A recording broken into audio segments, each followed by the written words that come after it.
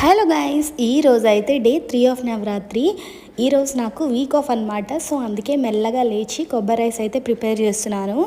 నాకు ఆల్రెడీ కొబ్బరి rice prepare చేయడం వచ్చు. అందుకనే పెద్ద యూట్యూబ్లోని అది ఇది అని ఏమి సర్చ్ చేయకుండా నా స్టైల్లో కొబ్బరి రైస్ అయితే నేను చేసేసాను. అందరూ కొబ్బరి రైస్ మొత్తం కొబ్బరికాయని పాల్లో చేస్తారు. నేనైతే పాలు సపరేట్గా వేసి బాయిల్ చేయడమే కాకుండా తురుము కూడా సపరేట్గా వేసి ఫ్రై చేస్తాను ఇందులోని. అంతే, నా స్పెషాలిటీ అయితే కొబ్బరి రైస్లో ఇదే. అందుకని కొంచెం టేస్టీగా ఉంటుంది అని చెప్పి నేను ఫీల్ అవుతాను. అండ్ ఈరోజు అయితే potato fry with rice and పప్పు చేసేసుకున్నాము ఆఫ్టర్నూన్కి.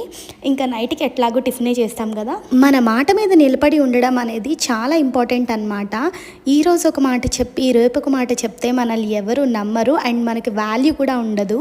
సో ఎప్పుడైనా ఏదైనా మాట చెప్పాము అంటే ఆ మాట నిజంగా చేస్తాము అన్నప్పుడే చెప్పాలి. ఇప్పుడే మనకి మన మాటకి వాల్యూ ఉంటుంది. అంతే, వ్లాగ్. Thanks for watching.